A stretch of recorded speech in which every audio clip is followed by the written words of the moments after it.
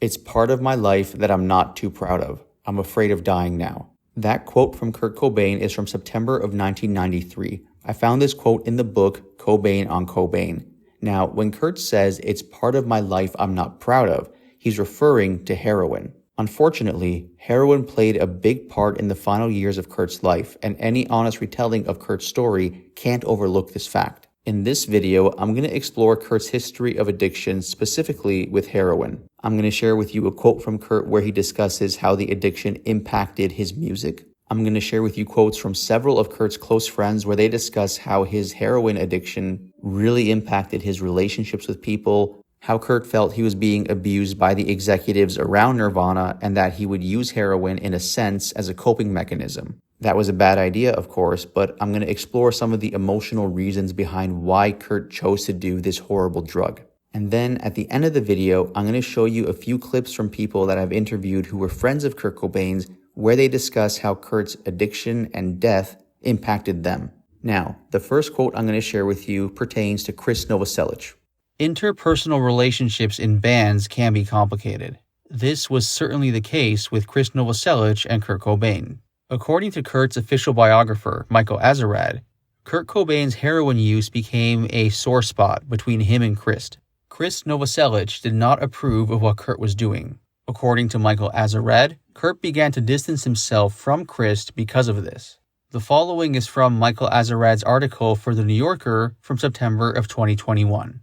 Quote, Chris could have been a crucial port in the storm for Kurt, but, sadly, Kurt began to push his friend away in 1990, when Chris told Kurt that he disapproved of his heroin use. They were never as close again. Things got a little better when they were rehearsing before the recording of In Utero. There was the excitement of playing new songs, working with the revered recording engineer Steve Albini, and starting a new, more artistically liberated phase of the band. But by the time they recorded the Unplugged show in New York in November of 1993, they had become distant again. Kurt surrounded himself with his wife and child and a different set of friends, several of whom were drug addicts, and Chris didn't feel welcome. Chris Novoselic had known for a long time that Kurt didn't exactly have a lust for life. End quote. Now, it's interesting to hear that Chris felt Kurt didn't have a lust for life due to heroin, yet in a separate quote, Kurt said he didn't want to die. Kurt, of course, was a man of many contradictions, so Chris may have been correct. But Kurt may have also changed his perspective on things. The following is from Cobain on Cobain. Quote, I'm afraid of dying now. I don't want to leave behind my wife and child, so I don't do things that would jeopardize my life. I try and do as little things as I can to jeopardize it. I don't want to die. I wasn't familiar with what heroin does to people. I did it first in 85, 86 in Aberdeen. I'd wanted to try it forever. I wanted to be a junkie for a few months after Nevermind and the tour. It was a really stupid idea. I didn't understand how evil it is, how hard it is to get off it. It's the most addictive thing I've ever tried. It's an ongoing dilemma. I still have problems with it. This year I've messed up a few times, but I'm not addicted anymore. I haven't had any drug dealings for a long time. I couldn't fool myself or anyone else that I won't do it again. I'll always be a junkie. I've had to excommunicate my drug-taking friends and focus on my family and my music. End quote. Now, one of Kurt's other really close friends was Buzz Osborne of the Melvins. The Melvins were the opening act during Nirvana's final shows, and according to Buzz Osborne, many of the issues Kurt Cobain had in his marriage, with his management, etc., was largely due to his addiction. Reflecting on the final shows with Nirvana, Buzz touched on this subject matter. This is from an interview Buzz did with journalist Jillian G. Garr. Quote, That tour was just a fiasco, a nightmarish fiasco. Almost none of it was good. Some nights they played well, other nights it was just horrible. It was kind of depressing. The last night that we played with them in Munich, Cobain was in a massively huge fight on the phone with his wife. And I talked to him in the hallway a little bit, and he was just, I don't know how I'm going to get out of this. And my advice to him was give her everything. Get through this whole thing, get yourself off drugs, and then take it from there, even if you have to start over, even if it means you have to go on tour playing some acoustic guitar, who cares? It was more complicated than that, but that's the gist of the last time I talked to him. He was certainly not happy with where he was, but he wasn't capable of getting out of it. Doing nothing is the easiest thing you can do, you know. And then right before they went on, the last thing he said to me was, I should just be doing this solo. That was the last thing he said, and I just walked outside. And I was just like, this is horrible. He's surrounded by people who are draining every drop out of him and don't care about anything else, because he's heavily under the lash of drugs, a drug addiction that's making it impossible for him to make the right life choices. And that really is where it all ended. End quote. Another close friend of Kurt's is Mark Arm of Mudhoney. In this quote, Mark reflects on how Kurt's addiction situation was very badly mismanaged by Nirvana's management. For instance, Kurt never had much of an alcohol problem, but according to Mark Arm, management effectively decided to ban alcohol on a tour in 1993 in order to quote-unquote help Kurt, yet Kurt still had full access to the drugs which were the actual problem. Quote, Nirvana surrounded themselves with really gross people. We did a 2-week tryout with Nirvana in 1993. The Nirvana tour was just awful. Everybody was stepping on eggshells trying not to disturb Kurt. Courtney wasn't on that tour. They tried to make it a dry tour with no alcohol as some sort of example to Kurt. Kurt's interests had very little to do with alcohol, so it was a stupid exercise. They had no booze backstage, but we had beer on our rider. So every night, Chris, Dave, and whoever else wanted a beer would come to our little room and take our beer. It was ridiculous. Why didn't they just get enough beer for everybody who wanted it? Why this pretense that it's a dry tour when it's not really? Kurt was taking massive amounts of pills. He was totally stoned anyway. The whole idea that this dry tour was helping Kurt in any way was just absurd. Why didn't they take his pills? Communication within the band and the people around them was pretty much non-existent. On the way to Chicago, someone realized that Nirvana's hotel was far out of town, and the band wanted to stay in town closer to the venue. They canceled their rooms, ate the cost, and booked another hotel. So they paid for 2 hotel rooms per person that night, right? Our beer ran out during the Chicago show, so a friend of ours grabs a case of beer from catering and brings it to our room. Next thing you know, a federal case is made out of 24 beers. All these guys and their crew are running around with walkie-talkies like the Mona Lisa was snatched. Their tour manager is flipping out over the fact that we stole a case of beer and they're going to have to pay for it. He's calling Los Angeles, calls are going back and forth. How are they going to deal with the situation? They just spend how much money on 2 rooms per person? But they're flipping out over a case of beer that they have to buy from catering? It was the most absurd, insane thing. It was indicative of how the whole group of people were running themselves. They weren't looking at the big picture at all. They weren't looking at, what do we really need to do to make sure Kurt is okay? And I'm not talking about okay as in feel good and everything is the way he wants it so he can keep touring and earning money. What are they doing to try to get his head cleared so he can think straight? What are they doing to keep him alive?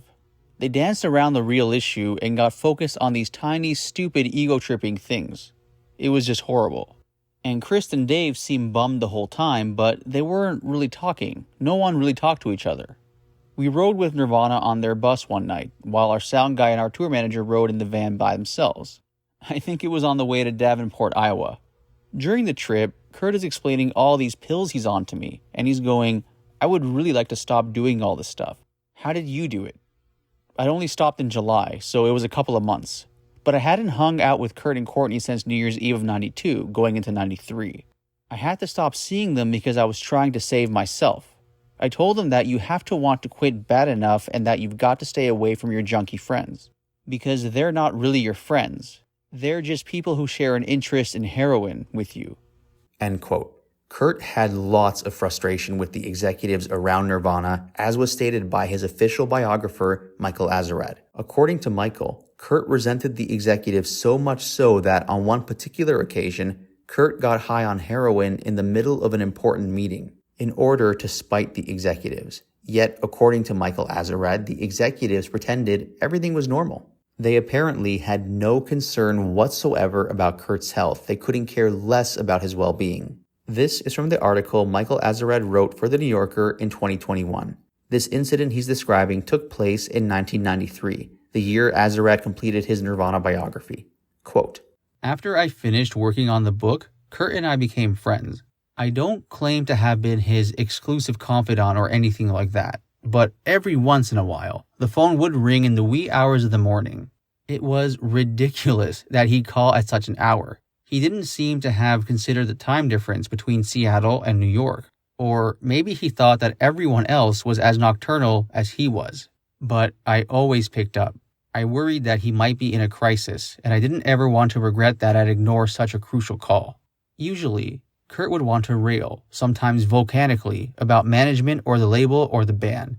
And after he'd gotten it all off his chest, he'd suddenly realize that he'd been talking completely about himself, pause and ask, "So, how are you?"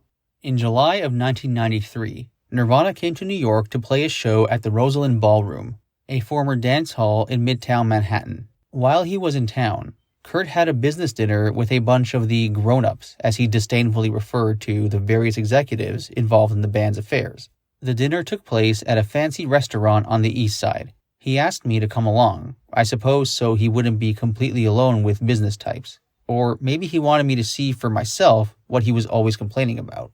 8 of us sat around a large circular table. I sat directly across from Kurt, out of conversation range, but I could see that he was uncomfortable. He was withdrawn and not responding much to anything anyone said to him.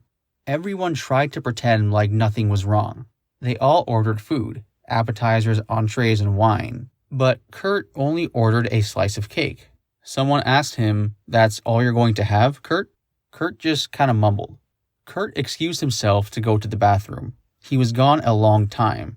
I considered the possibility that he had sneaked out of the restaurant. That would have been brilliant. But eventually, just as I was starting to think that someone should go check on him, he returned. He was high, dazed, his eyelids nearly closed. He was nodding slightly. It was the first time I'd ever been sure that Kurt was high on heroin. Surely, everyone else at the table could see this too, but no one acknowledged it in any way.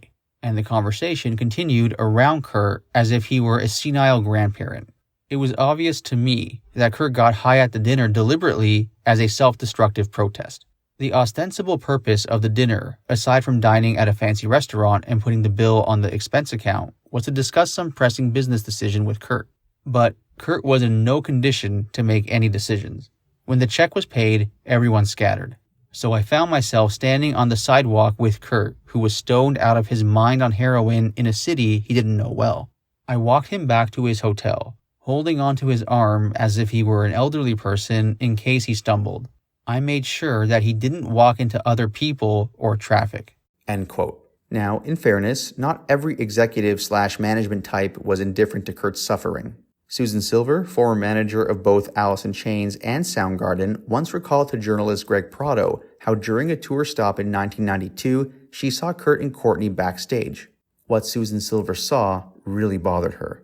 Quote, "There was a weird incident where Soundgarden was touring in Europe with Guns N' Roses and they played Spain. Nirvana was playing the next night, so we all went. It was so exciting to be there with this band that we all loved for several years. And now, they're the biggest band on the planet. It was like going to see people you think are your really good friends, and you see the show, it's amazing, we go backstage, and all of a sudden, it's not amazing anymore." Chris and Dave were really uncomfortable. Courtney was very pregnant and was on the couch with Kurt. There were probably 15 of us or more in this room talking to each other. But there was this real air of discomfort. All of a sudden, she gets up and starts screaming, "Yeah, we shoot dope. We shoot dope every day. Heck yeah." It's the elephant in the middle of the room you try not to talk about. It was the moment where I realized everything is not okay anymore. Andy Wood died 2.5 years before, and that really wasn't okay. But we all pulled through it, and things started to really take off for Seattle. Everybody was still in each other's corner. They stormed out of the room. Kurt had an interview going on in the other room, which I found out because I tried to say goodbye to him, and I could see that he wasn't really comfortable with it. He didn't look particularly well, but he'd had a lot of health problems. I wasn't thinking, oh, he's high. I just thought he looked sick. End quote. As Susan mentioned, heroin was a Seattle problem, not uniquely just a Kurt problem. In my opinion, the most tragic situation from the Seattle scene involving heroin was the death of Lane Staley. I've made a few videos about that subject on this channel. The following is a quote from Art Chantry, a graphic designer who was involved in the Seattle grunge movement. In this quote, he discusses Kurt Cobain's drug addiction and in particular the fact that having money actually made the situation much worse. This quote is from the book Grunge is Dead. Quote, "I don't know if you've ever had to deal with junkies before, particularly ones that have money. Walls are built around them. It's like the people that are on the inside protect their junkie, especially if the junkie has the earning power of a Kurt Cobain. What you end up with are layers of, it's like concrete circles. That's why that Nirvana t-shirt with the diagram of layers of redemption was so perfect, because that's the way the structure of the Nirvana camp worked. It was very, very difficult for outsiders to work their way through the various layers to get at people that could actually make decisions. It was all designed as protection. And it was true of any junkie. That's the way junkies operate their lives. That's the way the Alice in Chains camp worked. That's the way Lanigan worked. Nobody got inside the Nirvana camp. It was like a compound. It was even hard for the other band members to get through the layers sometimes. It's like Heroin defined the scene. Seattle's always been a heroin town. It's a port city. Portland's always been a heroin town.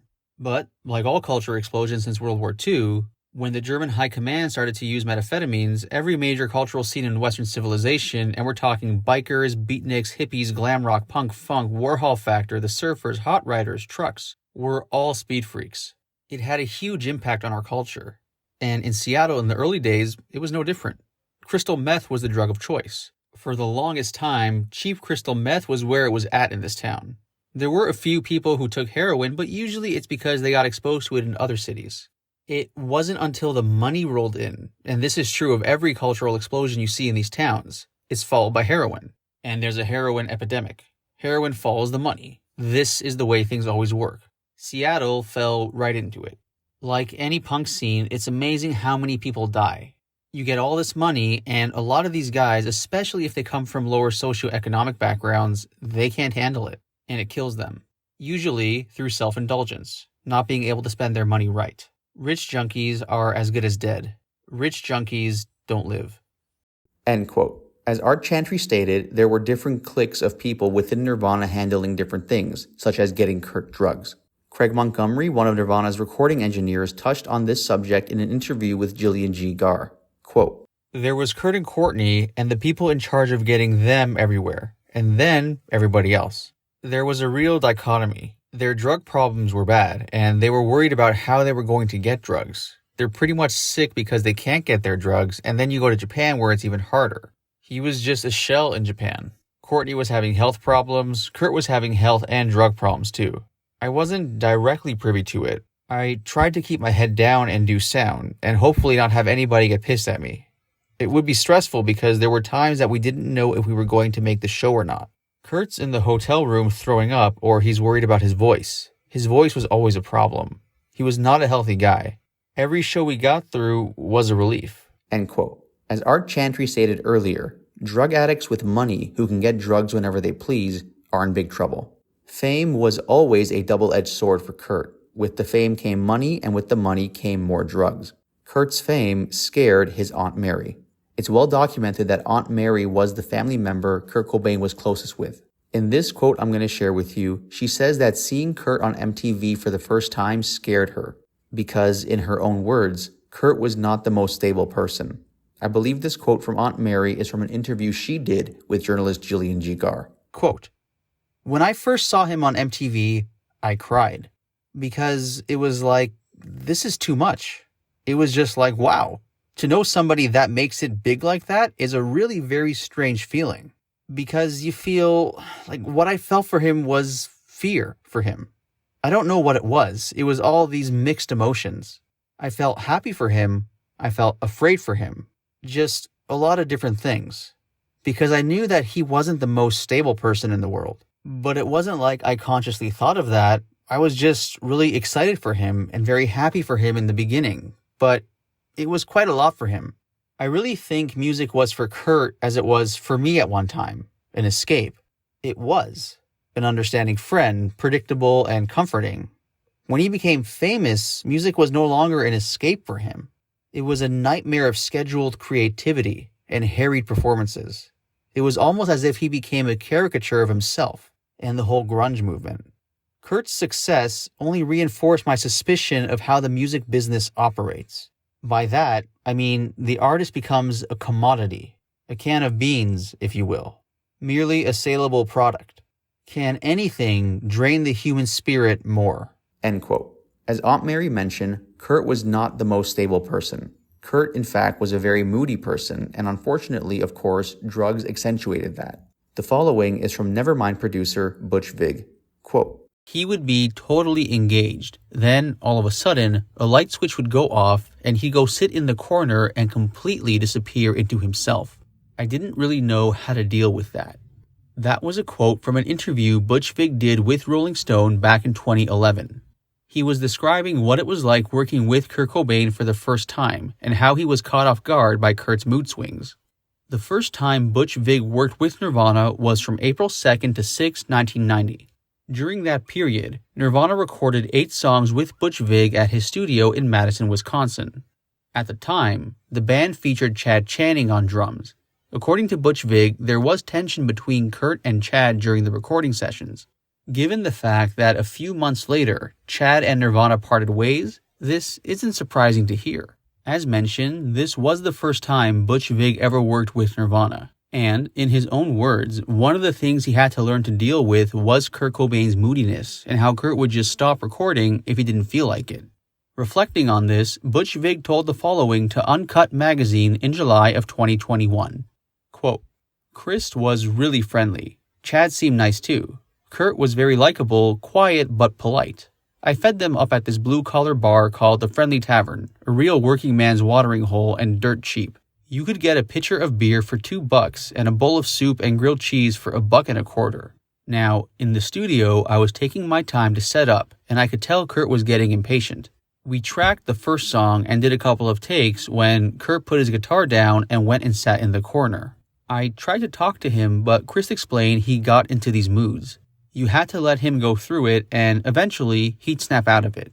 Eventually, Kurt stood up and said, 'Let's go,' and we cut the first song. I realized that was something I'd have to deal with. He had these incredible mood swings, sometimes several times a day. I also noticed tension between Kurt and Chad. Kurt would sometimes go behind the drums and show Chad how to play. Chris was a peacekeeper, the guy I would go to if I needed some help with the other two.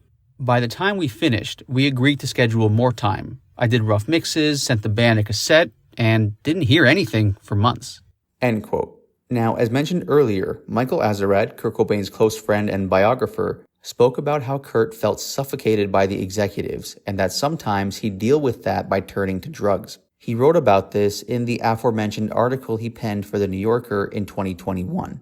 At another point in that same article, Michael shared a more introspective story about Kurt and the time he spent with him. Prior to the release of Nirvana's official biography, Come As You Are, in 1993, Michael and Kurt spent parts of several days together in a hotel room in Seattle going over the draft of the book. Now, at that time in 1993, Kurt was concerned that Frances Bean Cobain may be taken away from him and Courtney due to all the controversy surrounding their well-known heroin usage. According to Michael Azerrad, he believes one of Kurt's concerns about this biography he was writing was that Kurt was nervous there could be something in the biography that the authorities may be able to reference as further justification to take away his daughter.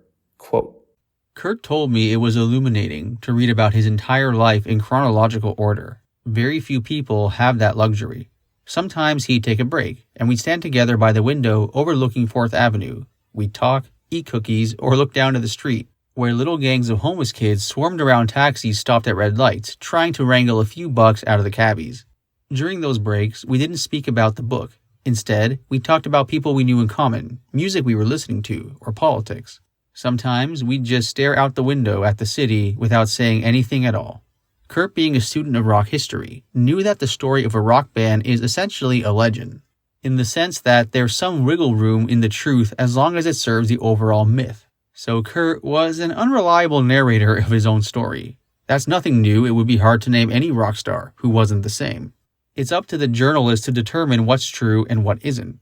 But sometimes journalists play along because they're naive, lazy, or overworked, or they want to be in on the game because it makes for a sensational copy.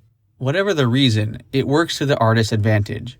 I wasn't rigorous about investigating Kurt's mythologizing. For one thing, a tight deadline meant that I just didn't have the time. And for another, he had charmed me, and I unquestionably bought a lot of his tall tales, which turned out well for him. Kurt sat down at the desk and began reading. He smoked constantly and read intently. I kicked back on the bed and worked on an article or played solitaire on my laptop. It was very quiet. The only sounds were the distant gurgling of the hotel's plumbing a hum whenever the ventilation system switched on, and Kurt turning pages. Occasionally, he'd pipe up and say, yeah, this reads real good. Sometimes he would chuckle at something funny or sigh at something painful. A few times he moaned and asked, do you have to keep that in? I don't remember every passage that bothered him, but one was about a breakdown he had on stage in Rome in the autumn of 1989. Every time Kurt objected, I'd explain why it had to stay in the book, and he never pressed the matter. After all, that was our original agreement. To do it any other way would be, as he said in our first conversation about the book, too Guns N' Roses-like. Once in a while, he'd point out a factual error, like correcting the name of the aunt who gave him his first guitar lessons. That first night, he got about a third of the way through the book before he started to fade. It was a lot to absorb. I imagine that he was mostly thinking about how this would play to the authorities who wanted to take his child from him. I also think he may have been looking at it as Nirvana's chief conceptualist, weighing how everything squared with how he wanted the band and himself to be perceived. A little before dawn on the third night, he turned over the last page, planted his palm on the top of the stack as if absorbing its vibrations, and took a long drag on his cigarette. Then, he got up, walked over to me and said, "That's the best rock book I've ever read." He hugged me and looked me in the eye. "Thank you," he said, and then he was gone. My publisher was surprised and immensely relieved that Kurt had only a few minor factual corrections. They were expecting him to raise a fuss, possibly to the point that it could torpedo the whole book, which had already happened with another book about the band. What the publisher overlooked was that the most sensational things were said by Kurt himself, but also, once again, I had dutifully noted down Kurt's key talking points, particularly about being a good, loving parent. That's all he cared about. The rest was window dressing.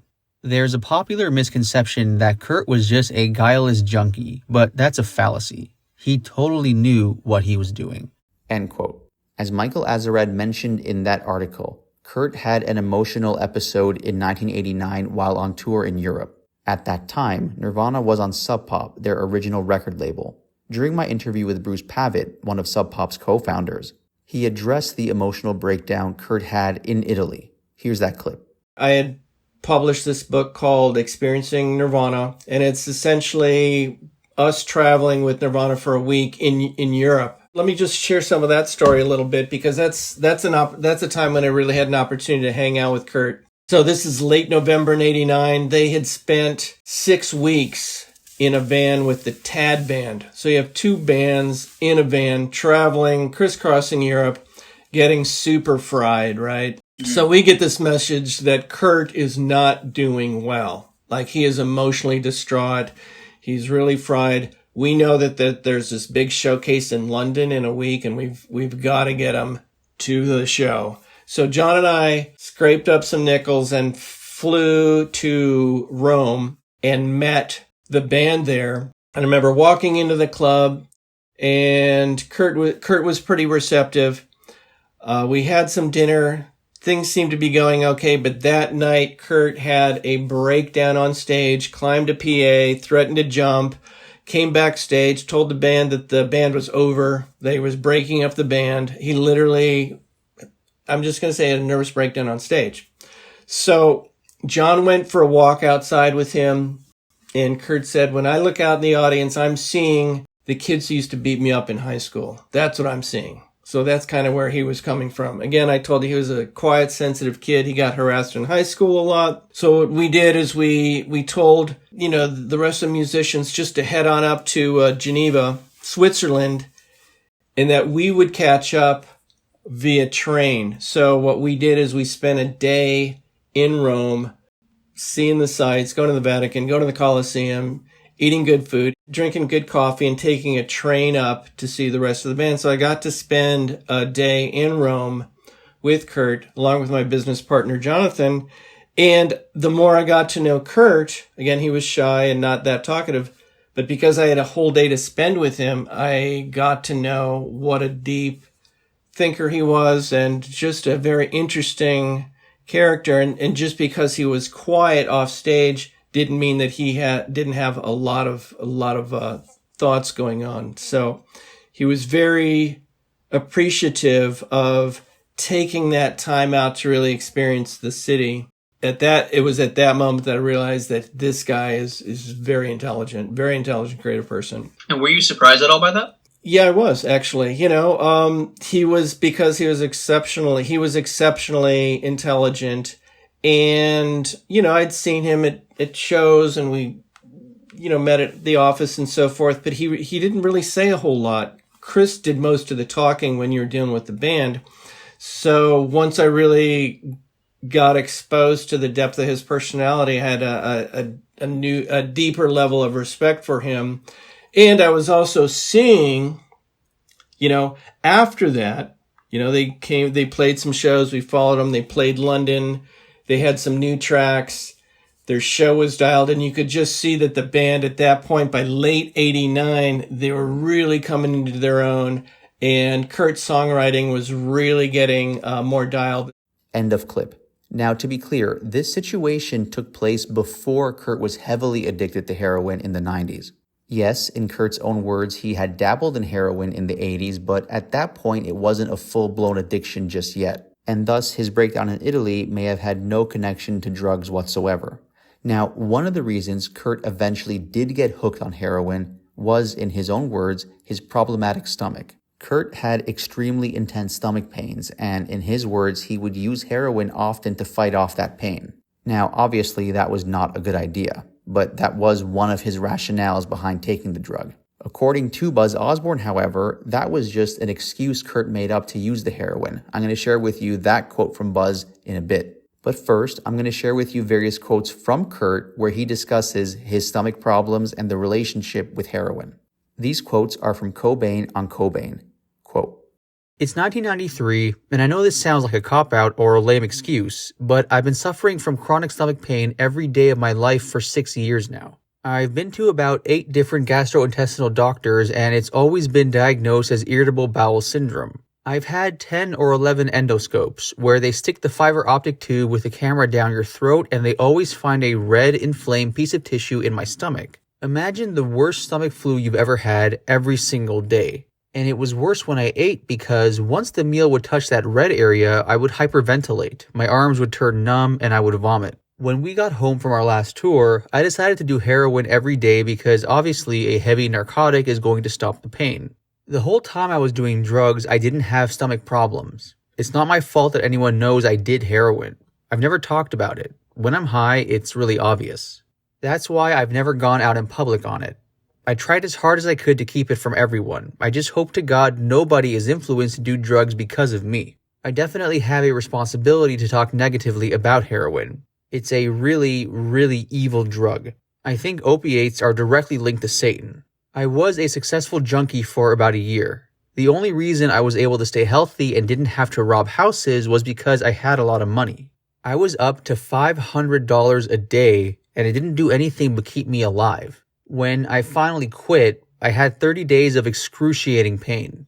Thankfully, now though, the pain is gone. I've finally been prescribed the right stomach medicine after 6 years of being in constant pain. Finally, I haven't had a stomach problem for over a year now.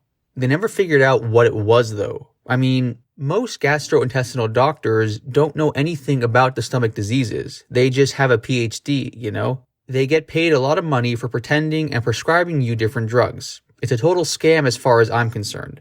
I've been going to doctors for 6 years and I've tried every drug available, except for this last one. It's brand new and it finally worked. My condition, it isn't a specific stomach ailment. It doesn't have a name or anything. It wasn't a matter of finding out what disease I had. It's psychosomatic. It's part of my nervous system. There are millions of people all over the world who have irritable bowel syndrome. And that's the common term that all doctors call a stomach problem. And they say, oh yeah, irritable bowel syndrome, but I can't fix it, I don't have anything to fix it. There's just a variety of ulcer medicines that can slow down ulcers and eventually heal them, but I didn't have an ulcer. I just had a red irritation in my stomach. I was in pain. I was in pain for so long that I didn't care if I was in a band. I didn't care if I was alive, and it just so happened that I came to that conclusion at a time when my band became really popular. It'd been going on and building up for so many years. Waking up starving, forcing myself to eat, barfing it back up. Just imagine trying to eat your 3 meals a day and just concentrating and just crying at times. And being on tour was a lot worse, it made it even worse. I remember after Nevermind's success, I needed time to collect my thoughts and readjust. The album's success just hit me so hard, and I was under the impression that I didn't really need to go on tour because I was making a whole bunch of money. Millions of dollars. 8 to 10 million records sold. That sounded like a lot of money to me. So I thought I would sit back and enjoy it. I don't want to use this as an excuse, and it's come up so many times, but my stomach ailment has been one of the biggest barriers that stopped us from touring.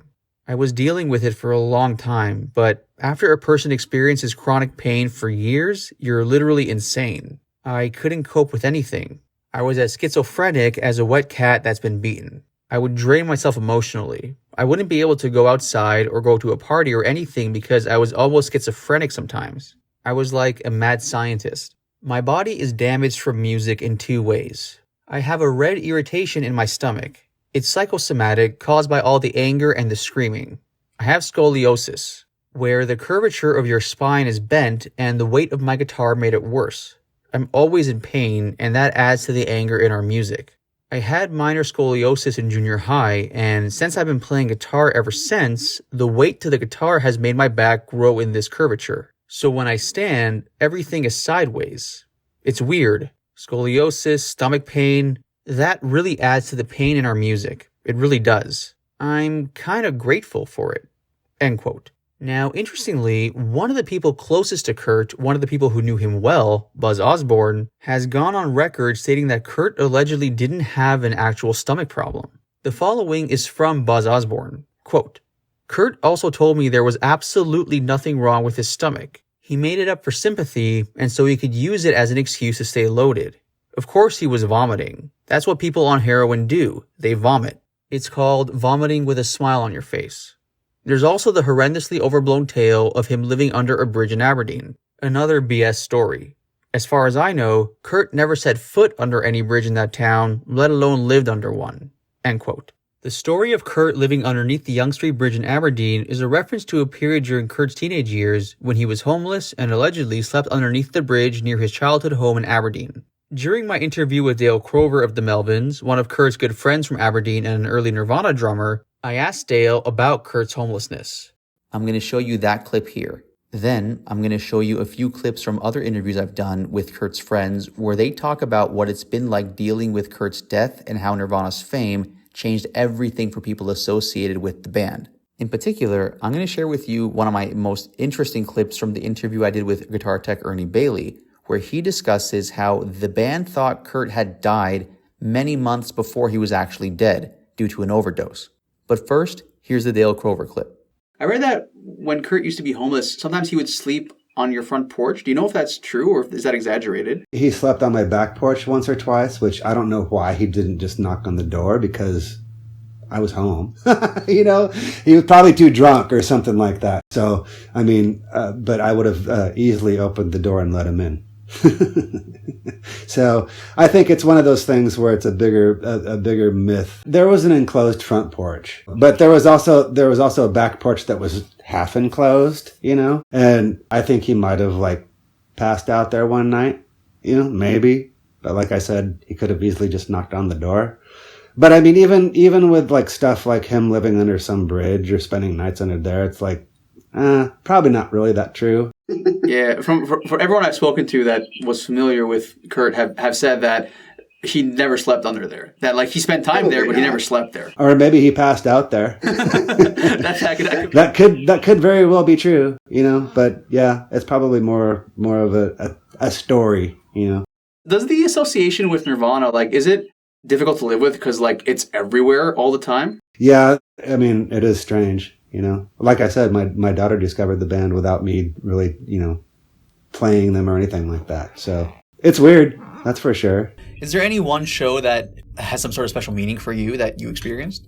I think the New Music Seminar show in New York is probably one of the most memorable. And that is because it was exciting. We were going to go out there and debut the Utero album. Nobody had heard it. And, all eyes were kind of on the band as to what the follow-up to Nevermind was going to be. But I remember when we were setting up for it, we were gearing up for sound check, and we got a call saying to tear it all down and to pack the truck up, and that Kurt had died, that they had found him, and that he had turned blue. And, you know, it's one of those just weird things where, you know, you're in shock. And 15, 20 minutes later, you get another call saying, no, we got him moving. So let's hold off, put it all back, and we're doing the show. So I remember just thinking, like, it's like, how is this going to be any good? You know, how is this going to be a good show? And they came out and they were unbelievable. It was the best I'd seen them in a long, long, long time. Like, they were phenomenal that night. So, wow. Yeah, so I think it was not only was it like sonically one of the most gratifying shows, but also just as an emotional roller coaster. It's something where you walked out at the end of that night just going, oh, that was that day. That's crazy. So if I may ask, if you don't want to talk about it, no problem. You just mentioned now, you know, when you heard Kurt died, you were shocked and you heard he wasn't dead. Mm-hmm. When the actual news of him passing away came out, did you believe it at first? No, I didn't. You know, it was one of those things where you sort of felt like, oh, okay, well, you're familiar with this drill and we'll just give it a little time. And, you know, as the events, as the day progressed, you know, there was just more and more things, you know, seeing it on TV and seeing and hearing things that you couldn't believe what you were hearing. And they were absolutes. So you started working with the Foo Fighters after the fact. Were you surprised that you got back into music? Because I've heard interviews of Dave where he said he just he felt he had to move on. He had to keep making music. He had to go forward. But after he needed some time off first. Did you feel the same way? Yeah, I think that I was probably more uncertain as to, you know, what would happen. Well, shortly after Nirvana ended, I got a job offer to go work for the Rolling Stones as a bass tech. Bill Wyman had just left. And so I remember declining that and just thinking that, you know, the Stones have been around forever.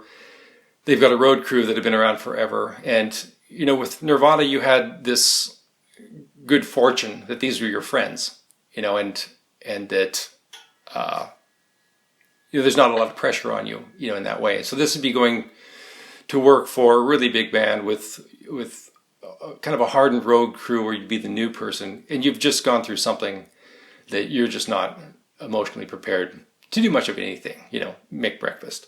So, so I remember after that year had passed after Kurt was gone, it was really difficult. And part of it is this experience of somebody who is in your circle being a public figure who passes. It's really unlike, you know, anything else, because, you know, at the time, you know, it's one of those things where it's no secret that you work for this band. Most of your friends know this, and a lot of people around you know this. Well, something like this happens, and even though this isn't somebody that all your friends work with or know on a first-hand basis, their losses are real as well. You know, they've lost somebody that they were, you know, they paid attention to, and somebody that they enjoy.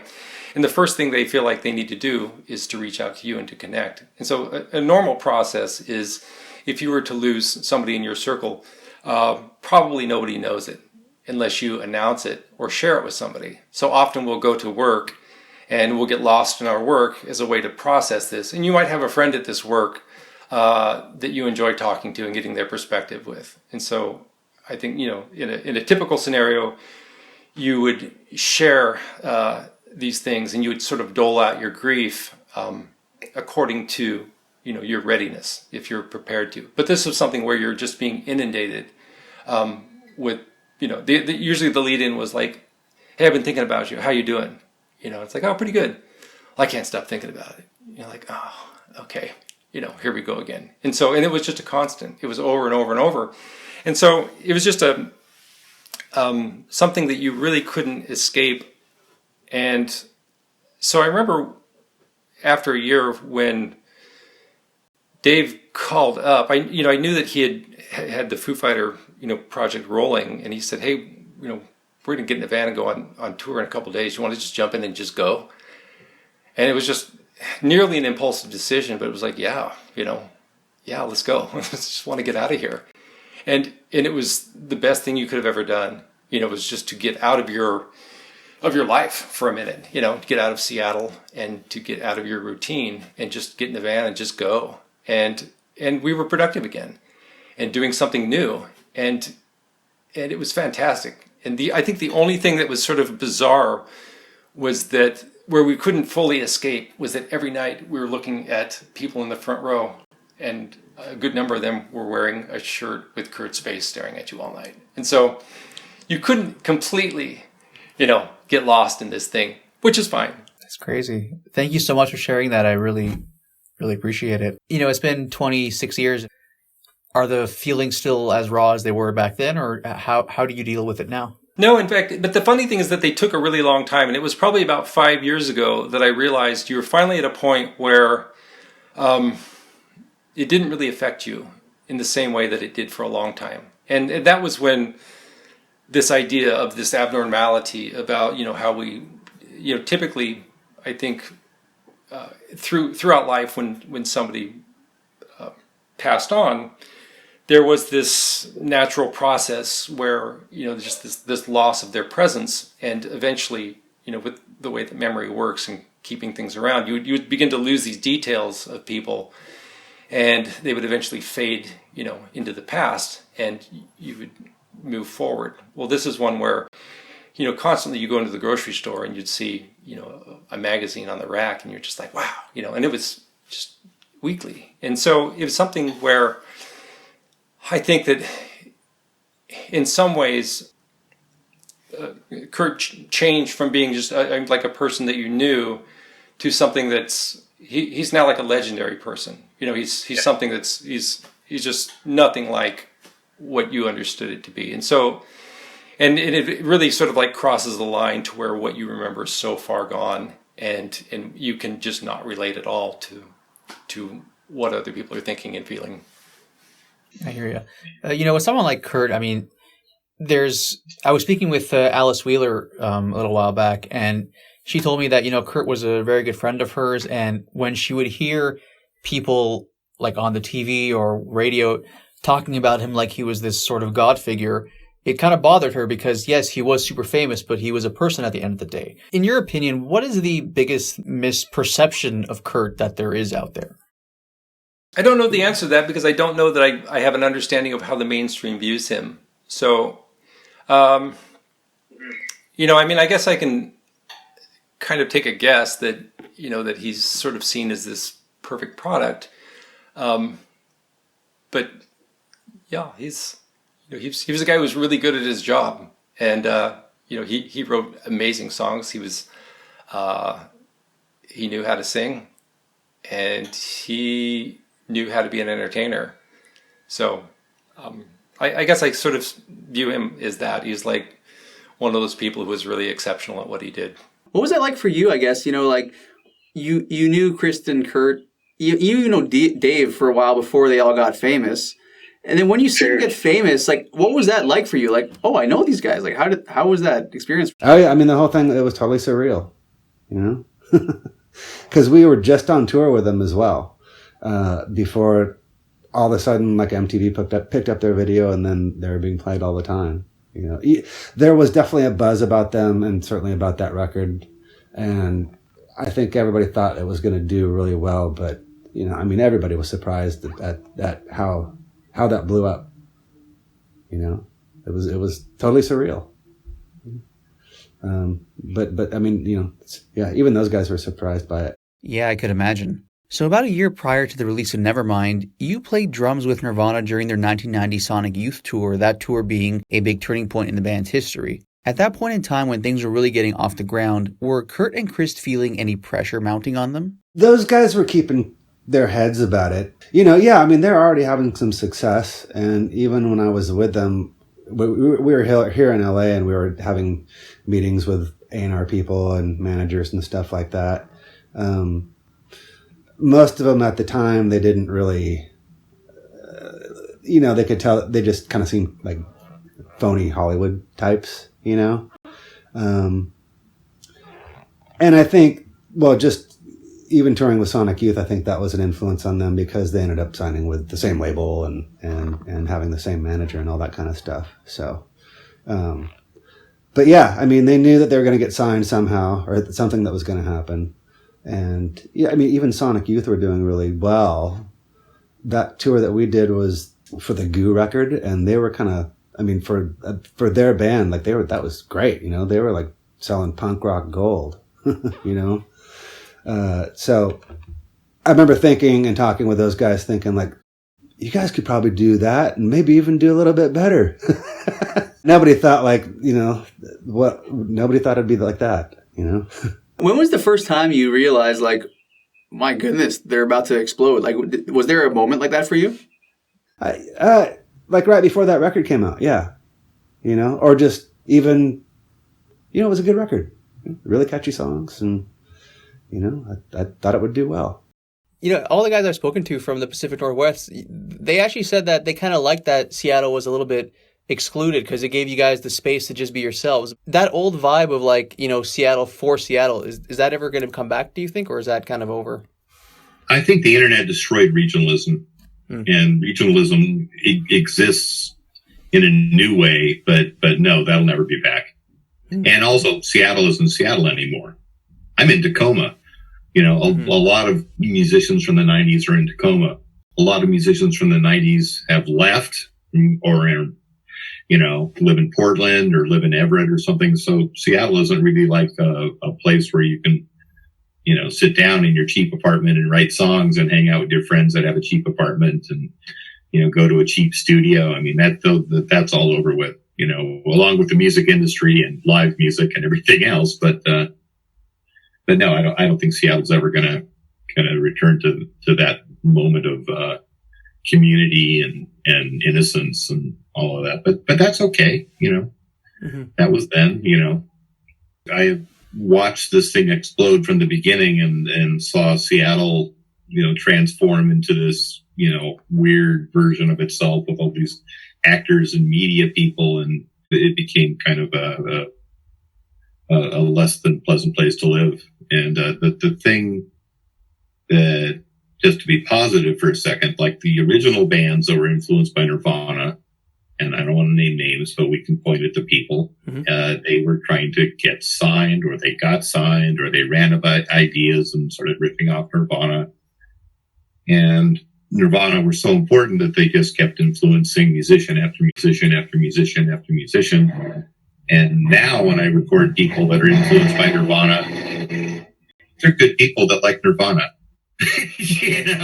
They're not trying to be famous. They're not trying to get their heroin thing going, or, whatever the stupid shit that was going on back in the 90s. So yeah, it's at least evolved to the point now where people look at it as music, When it first blew up, like in 91, like, what was that experience like for you? Like, see, like, I know these guys, and then poof. That's one of those questions that's so hard to answer, but I'll try to answer it for you, because my studio and my living situation was downtown next to a hipster cafe that if you were from out of town, that would be the restaurant you would go to. So you'd go in there for coffee in the morning and you go, oh, Sonic Youth must be playing in town tonight, or oh, Michael Stipe is still here, or, it was like a dipstick of, the town getting hipper and hipper, and eventually it turned into actors hanging out there and TV commercials being shot there. It was weird. There were lots of local people that had been musicians for a long time, and they somehow thought that had something to do with Seattle, so it had something to do with them, and they found out the hard way that no one cared about their music. There was a whole set of people that moved into Seattle, and especially in Belltown where I was living, there was just lots of rental spaces. And so, yeah, it got really, really weird. I have this friend of mine who built hot rods and road racers and boxcar derby shit. And he had a Vespa that was covered with chicken feathers was like a novel thing he had, and he had it parked in front of the restaurant, and Demi Moore backed into it. In her rental car. So that's you know, that's sort of like a moment, you know, when you realize how fucked up it is. Yeah. When Demi Moore backs over your friend's car or your friend's Vespa or whatever.